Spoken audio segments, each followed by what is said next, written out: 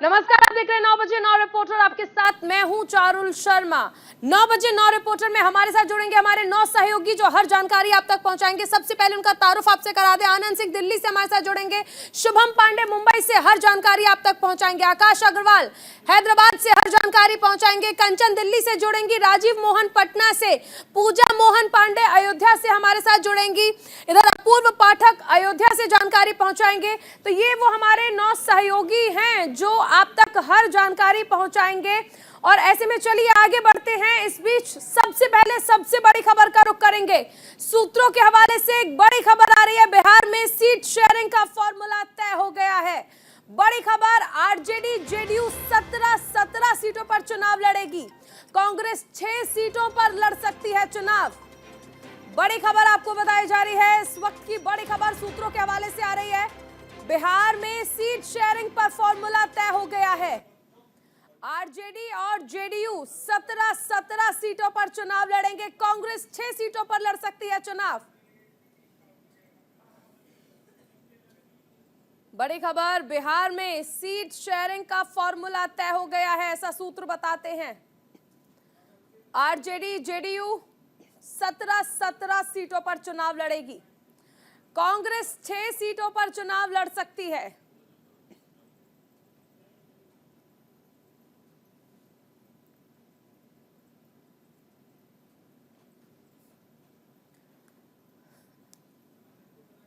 तो सूत्र बताते हैं कि सीट शेयरिंग का जो फॉर्मूला है वो तय हो गया और लंबे वक्त से यही कयास लग रहे थे कि आखिर सीट शेयरिंग का फॉर्मूला जो है उसे किस तरह से मैनेज किया जाएगा, किस तरह से चुनावी मोड में जब ये पार्टियां उतरेंगी तो सीट शेयरिंग का फॉर्मूला क्या होगा, किस आधार पर बंटवारा किया जाएगा सीट्स का और किस पार्टी को कितनी सीटें मिलेंगी, कितने % सीटें मिलेंगी, ये तमाम चीजें चर्चा का विषय थी। लेकिन इस बीच सूत्र बताते हैं कि फॉर्मूला जो है वो तय हो गया है। 17 सीटों पर आरजेडी और जेडीयू चुनावी मैदान में उतरेगी और कांग्रेस 6 सीटों पर चुनाव लड़ सकती है।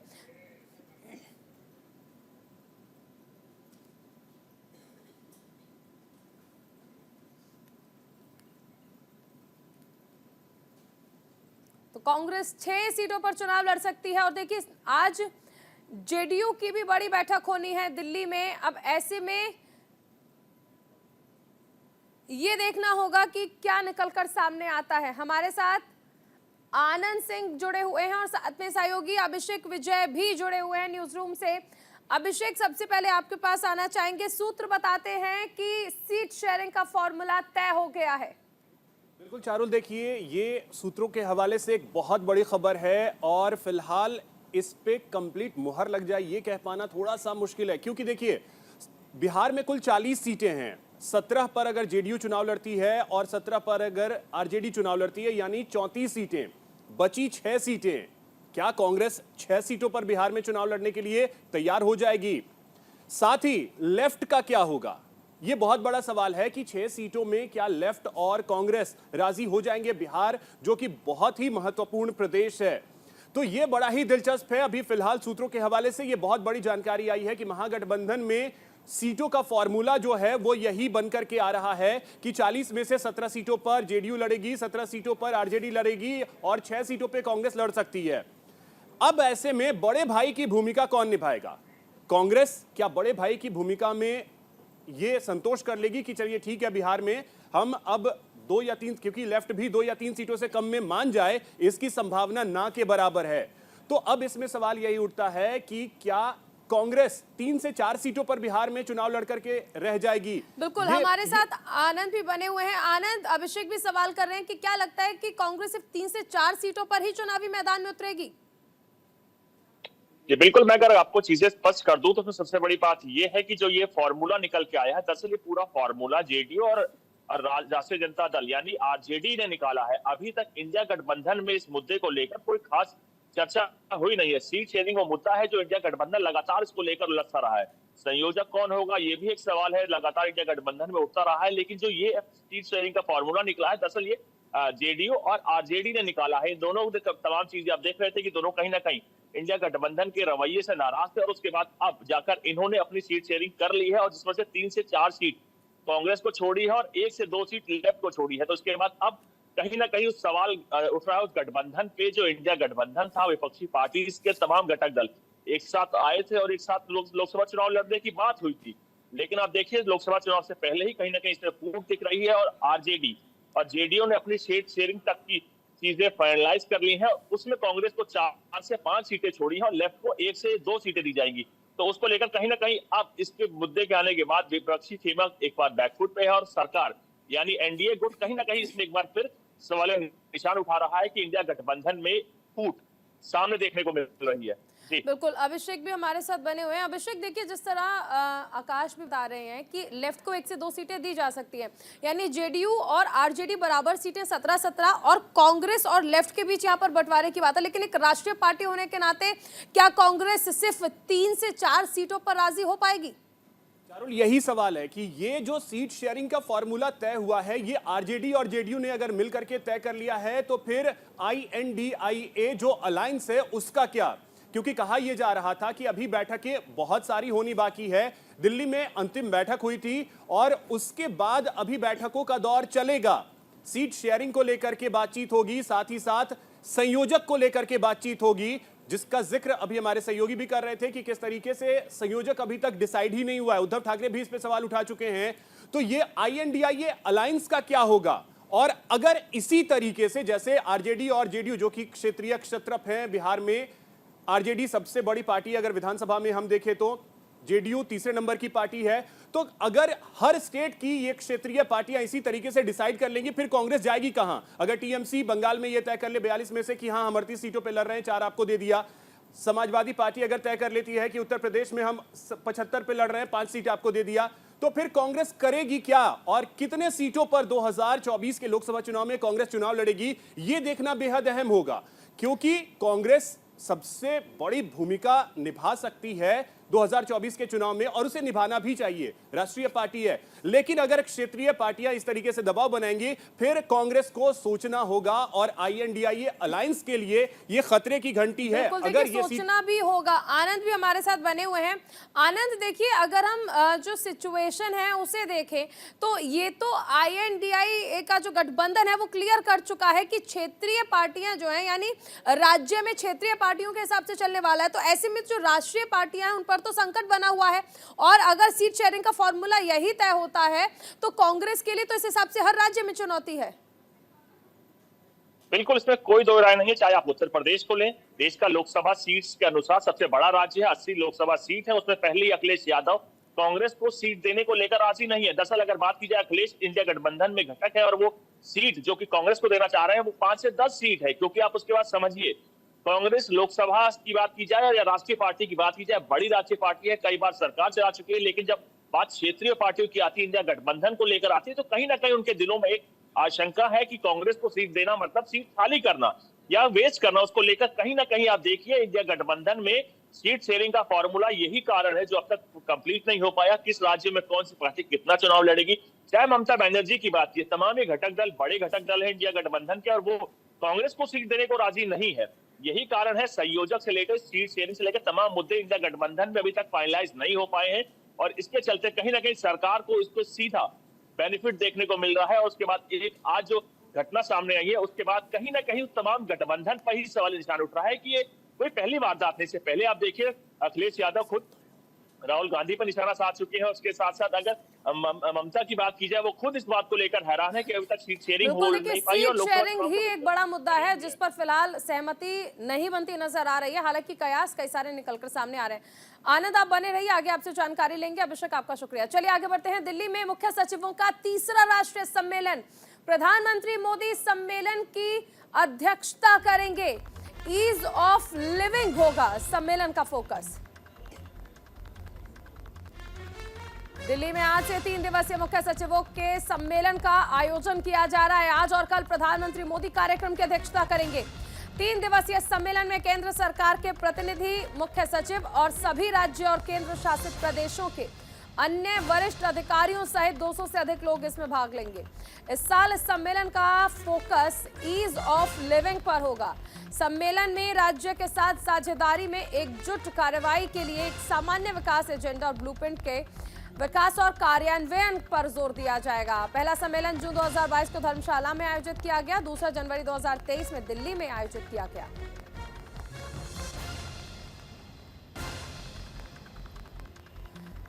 तो दिल्ली में मुख्य सचिवों का आज तीसरा राष्ट्रीय सम्मेलन है।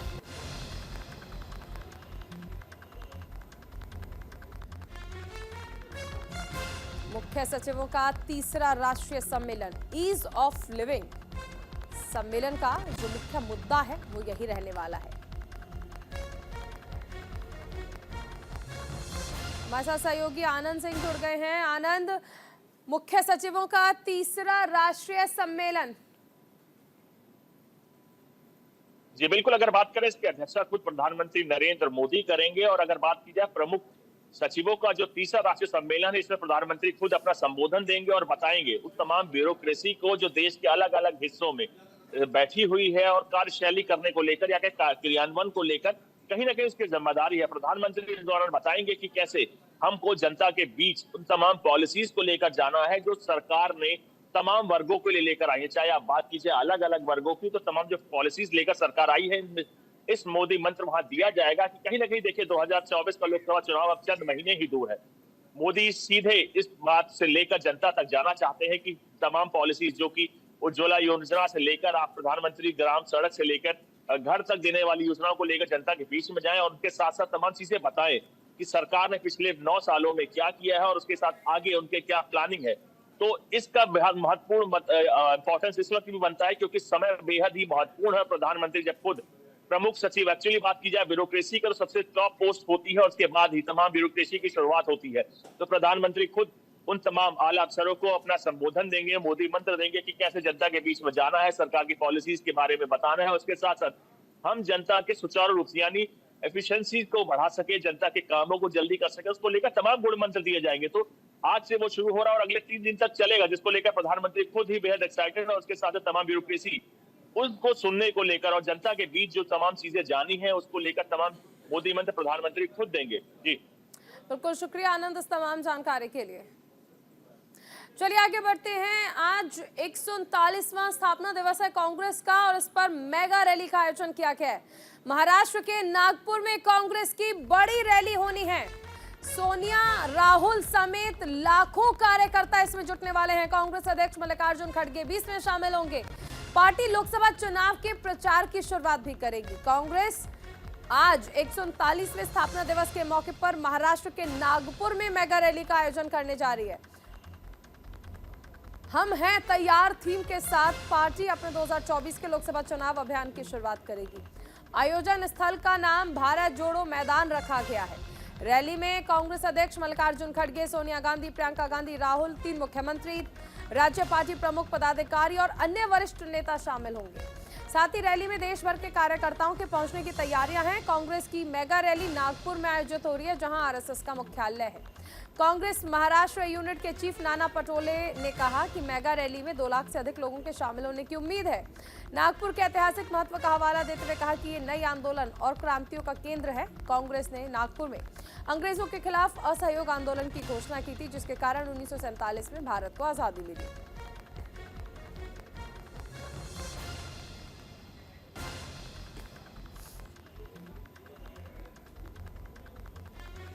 तो कांग्रेस की मेगा रैली है, 139वां स्थापना दिवस है और ये नागपुर में की जा रही है, जहां पर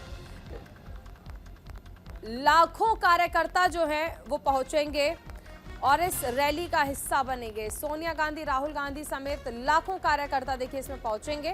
कांग्रेस अध्यक्ष मल्लिकार्जुन खड़गे भी इसमें शामिल होंगे।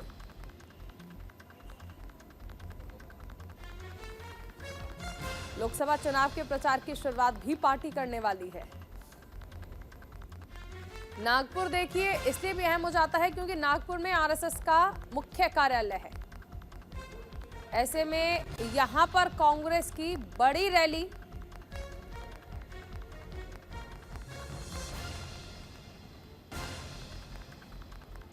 लाखों कार्यकर्ता देखिए इसमें शामिल होने वाले हैं।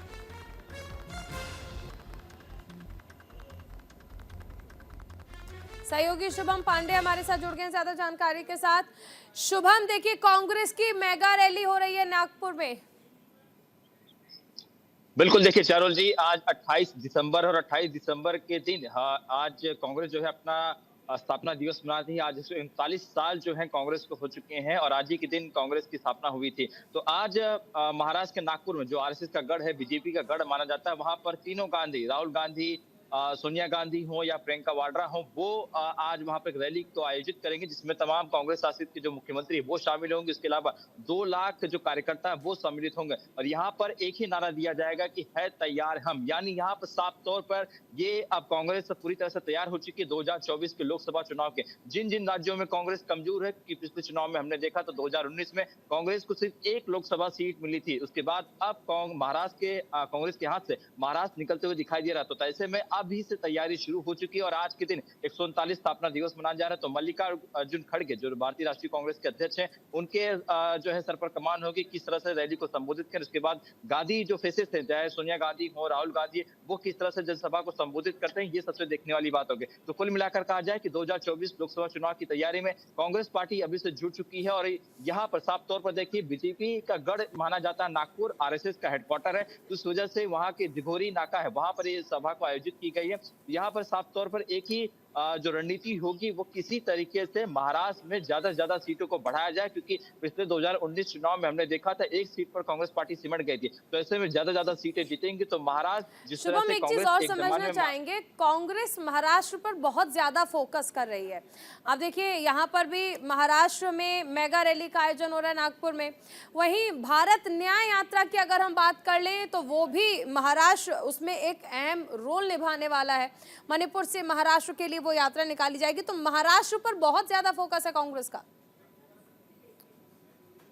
देखिए जारोल जी, अगर देश में बात करें तो उत्तर प्रदेश के बाद महाराष्ट्र में सबसे ज्यादा लोकसभा की सीटें हैं और पिछले कुछ सालों की बात करें तो महाराष्ट्र एक जमाने में कांग्रेस का गढ़ हुआ करता था। महाराष्ट्र में ज्यादा से ज्यादा सीटें कांग्रेस को मिलती थी, लेकिन 2014 के बाद से महाराष्ट्र में कांग्रेस का जो प्रदर्शन था वो काफी फीका होते हुए दिखाई दे रहा है। इसी वजह से ज्यादा सीटें निकालने की कोशिश की जाएगी, क्योंकि उत्तर प्रदेश कांग्रेस के हाथ से निकलते हुए दिखाई जा चुका है। पिछले कई सालों से कांग्रेस वहां पर अच्छा परफॉर्मेंस नहीं कर पा रहे, लेकिन महाराष्ट्र में अगर बात करें तो स्थिति सुधारी जा सकती है, क्योंकि 2014 से पहले बात करें 2009 में हुए विधानसभा चुनाव, 2014 में यहाँ पर कांग्रेस को अच्छी सीटें मिली थी, लेकिन 2014 के बाद से मोदी लहर के आने के बाद से कांग्रेस उस तरीके से प्रदर्शन नहीं कर पाए थे। इसी वजह से कांग्रेस पार्टी के आला कमानों की ये विचारधारा, ये रणनीति होगी किसी तरीके से जो दूसरा सबसे बड़ा राज्य है देश में 48 सीटों वाली लोकसभा सीटों में, वहां पर किस तरह से जितनी ज्यादा हो सके सीटें निकाल सके। देखिए यहाँ पर एक फायदा यहाँ पर ये देखा जा सकता है कि इस वक्त महाराष्ट्र की जो तमाम पॉलिटिकल पार्टियां हैं वो अलग अलग गुटों में बट चुकी, चाहे शिंदे गुट शिवसेना की बात करें या उसके अलावा एनसीपी गुट की बात करें, अजित पवार का खेम। तो कांग्रेस ऐसी पार्टी है जो अब तक 2 खेमों में नहीं बटी।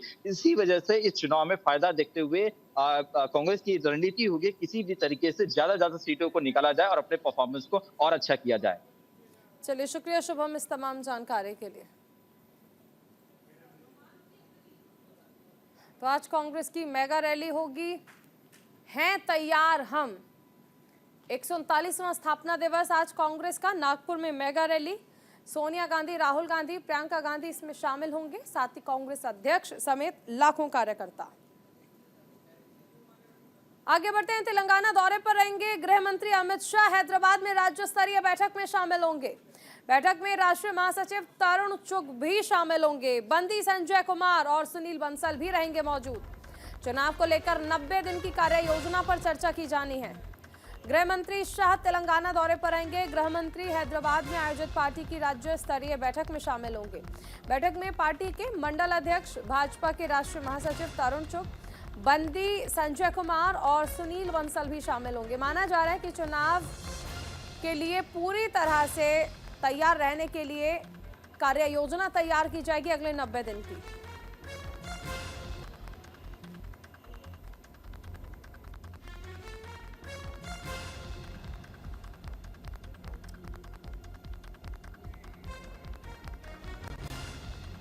तो तेलंगाना दौरे पर रहेंगे गृह मंत्री अमित शाह।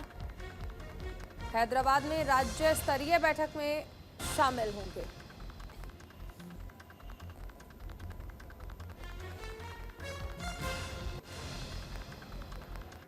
और अभी रुकेंगे एक छोटे से ब्रेक के लिए। आप बने रहिए न्यूज़ इंडिया के साथ।